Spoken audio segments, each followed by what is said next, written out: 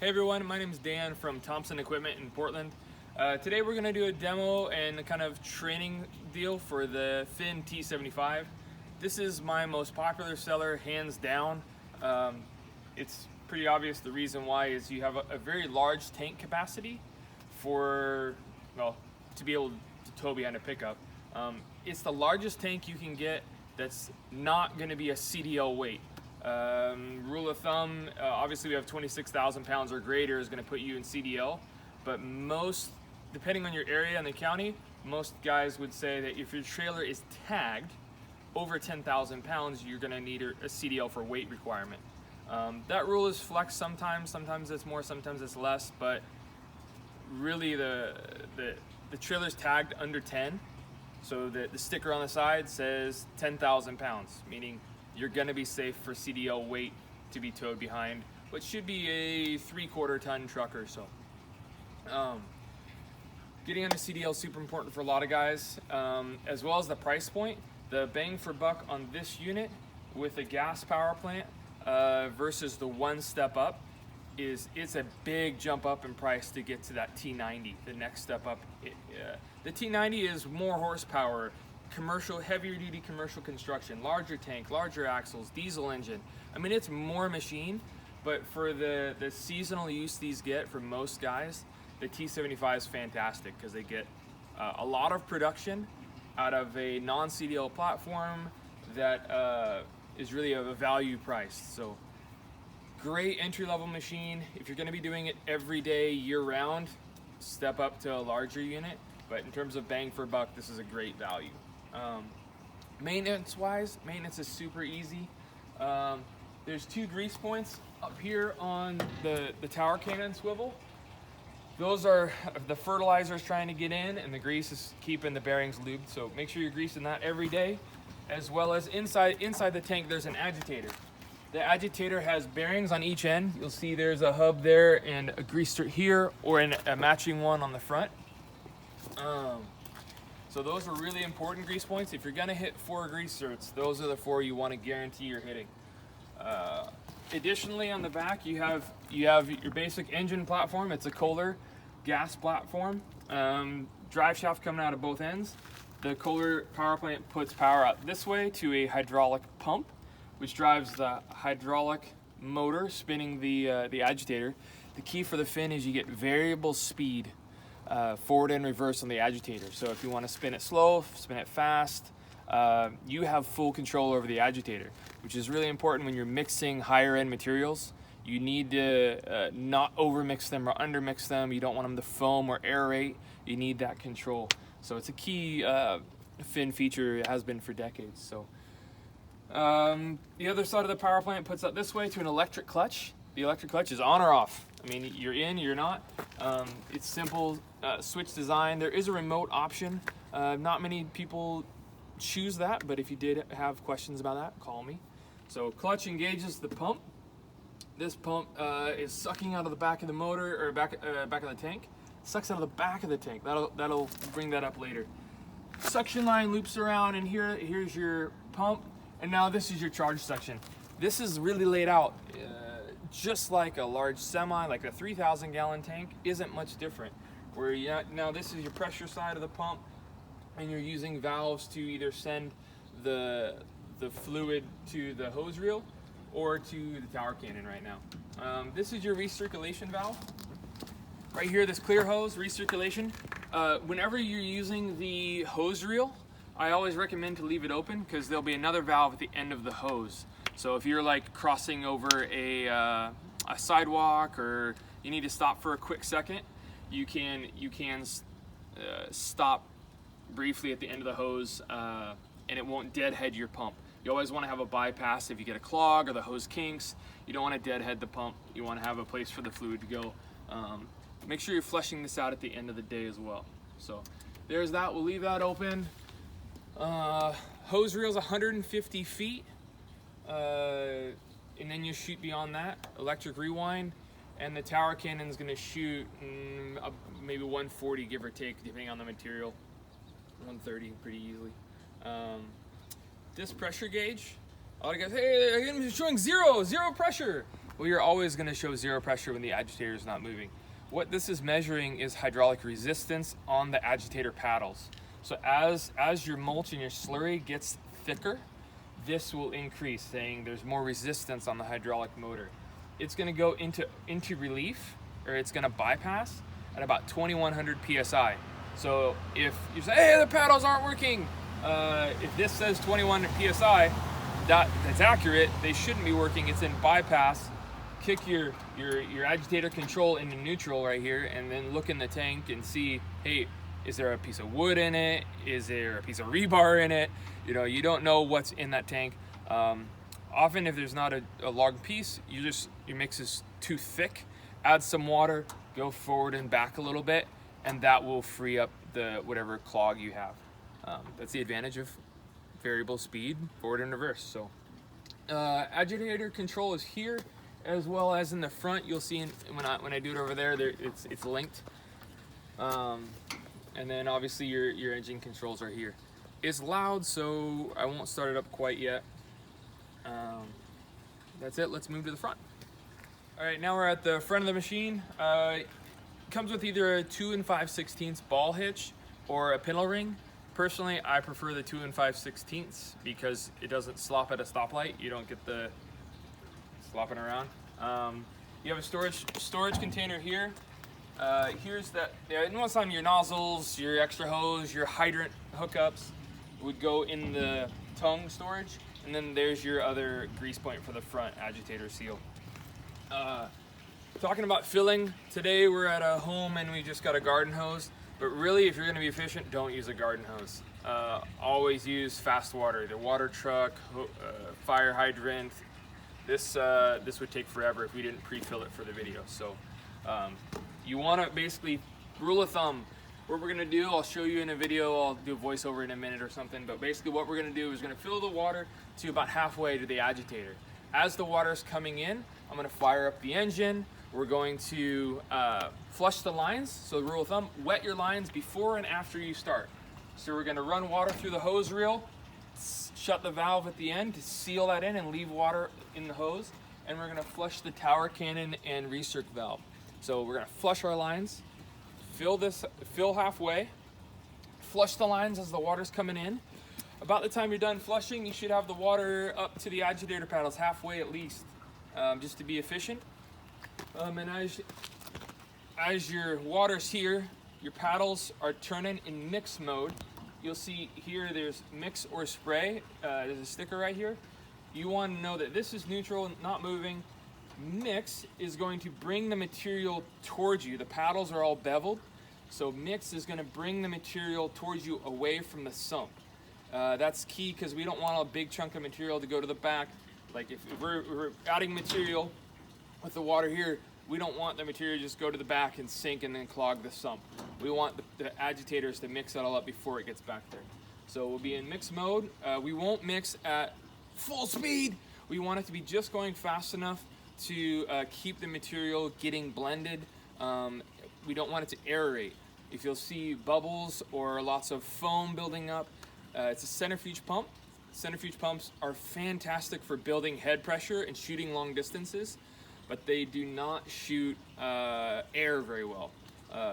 If your mix is too foamy, you'll lose pressure and you'll see your pressure drop a lot. So that's the crash course there. As we're loading material, water's coming in and we're loading material. As the water's coming in, we're loading material, so we want all of our material pretty much in the tank by the time the top of the agitator paddles disappear. You'll see that if you let the water get too high and you haven't gotten all your material in, it tends to float and the paddles have a hard time pulling it down. So basically we want all of our material in while the paddles are exposed. The hydrant adds the last little bit of water over here, and that's how we're gonna get our most efficient loading practices. Loading order, lightest to heaviest. So we're gonna go with seed first, then your mulch, and then fertilizer. It's gonna be usually a granular fertilizer. We're not gonna use it today, but a granular fertilizer that's appropriate for the amount of square footage you're gonna cover. The trick is, people ask, well, what do I mix? It's not gonna be a rule that every time the tank does this much seed, this much mulch, that much fertilizer. you always have to see, am I on a steep slope? Every bag of mulch will have a different application rate for steep slope. So if you're putting on your mulch real heavy, that means you're not going to cover as many square feet per tank. So your seed needs to be rated for how many square feet you're going to cover for the mulch. Does that make sense? If you have more questions about that, give me a call. I'm happy to walk you through it. Today we're going to use a profile product called Proganics. This is a little different than probably something you've normally used or normally heard about. This is a soil amendment. It's not your normal hydro mulch. So imagine if you had dead soil, you had soil that had been in a stockpile for 3 years or a year, and it's just lost all of its organic content. What they did is they took really good soil, essentially, in your head. Think of it as, I took the best stuff out of the soil, put it in a bag. All your mycorrhiza, all the microbial nutrients that plants love, that they need that to grow and build organic content, like biochars and things like that. They put all that in here in kind of a wood bark Proganics blend, and you can put that over your soil to help revitalize potentially dead soil and get better germination. That's what this is. This is to revitalize dead soil and get better germination. In this case, we're shooting a level lot. We could have probably used a wood plus tack product, and it would have worked great. But we had an opportunity to trial this, so we're going to do this today. And it shoots really well. It actually shoots better than just a basic wood product. So we're excited about it. If you haven't hydroseeded a whole lot and this is like a new unit for you, be aware there are 3 general families of mulch. You have paper, which is probably your shortest life product that I normally don't recommend, but there are applications where it's useful. Wood would be your premium product. Wood is probably the industry standard, especially in the Northwest. Wood has the longest life, best water retention, and does a really good job in protecting the seed and getting good germination. And then straw would be the 3rd category. Straw has some advantages because you can fit a lot more in the tank because it doesn't absorb water. So there is some advantages to straw, but it does mix a little bit differently. You have to be careful about floating. All these materials tend to float in the tank, especially the straw and also the wood, but especially the straw. If it floats, that means your suction's on the bottom. You're gonna suck all the just water out, and then it's gonna get really, really thick as the water level drops. So it's really important when you go to shoot. You'll see in the video, we're gonna set our spray, our agitator to spray, which means that's gonna pull the material towards the rear. But it's really important we set that to a speed where it's not beating really fast to aerate and splash and make a big mess and foam up the mix, but not so slow that the straw or wood is gonna float. The wood is what we recommend. If this is a wood tank like a normal, the best we're gonna do is about 6 bags shooting through the tower. And if you're gonna use the hose reel, we back that off. 6 bags of wood fiber plus tack, something like a Conway 2000 works really good. For the second load, remember there'll be a residual in here, so maybe 5 bags because you'll have a 1/3 of a bag or half a bag still in the tank. So just be aware, always start with fewer bags and work your way up to what you feel is your max. You'll see some resistance. You'll see the performance drop a little bit and say, that's the max. So if you have any questions, give me a call.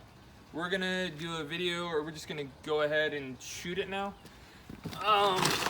And there's your package of nozzles. The last thing I want to do, looking at the nozzles, I remembered this stuff, Lubrico. This is a special grease which we need to cover before we finish.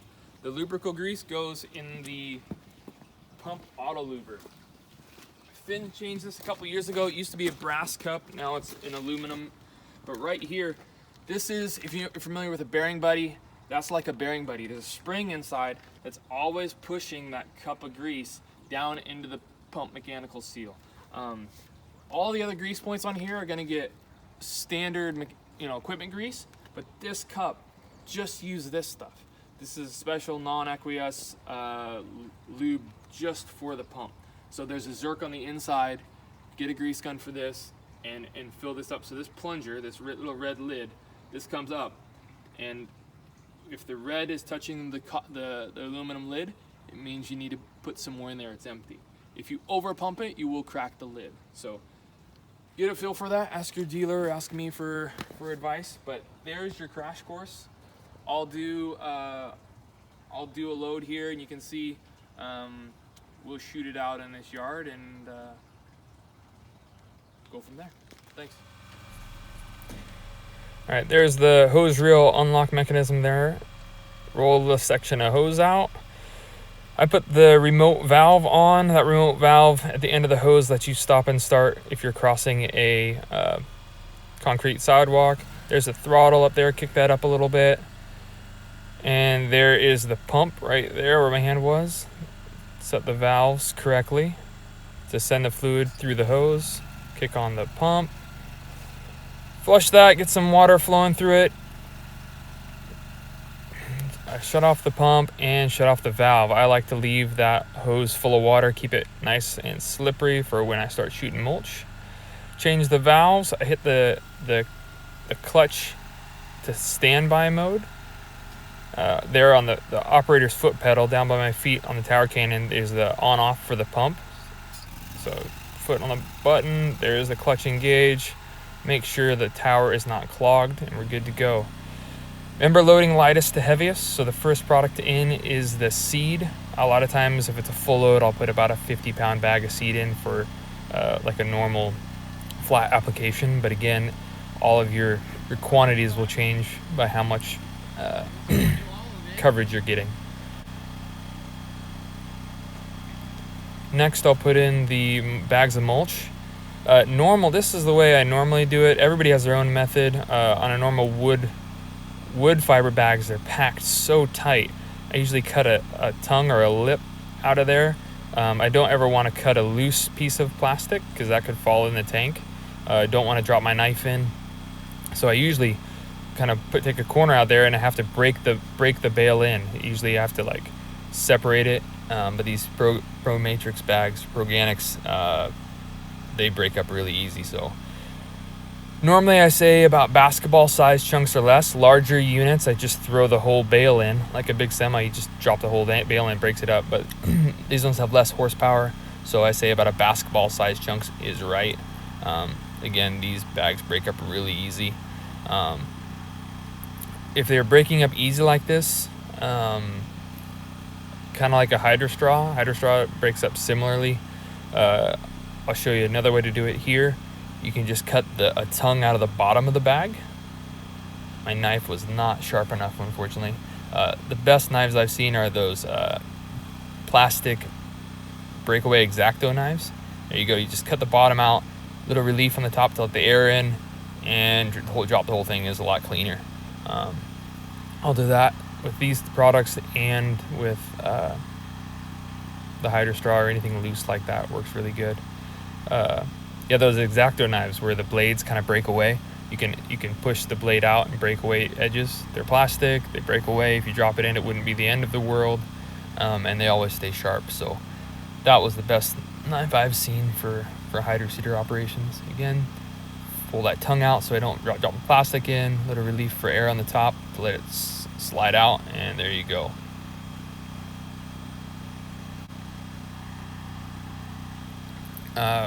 Sometimes you'll have some mulch floating on the top, clean up the edges.